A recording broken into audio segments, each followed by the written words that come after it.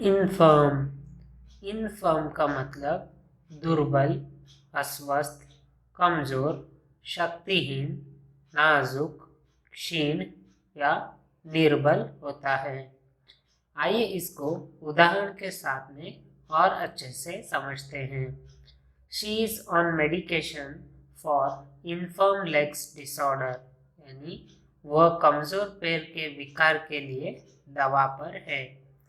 Ayurveda is the best option to treat infirm immunity, यानी नाजुक रोग प्रतिकारक शक्ति के इलाज के लिए आयुर्वेद अच्छा विकल्प है।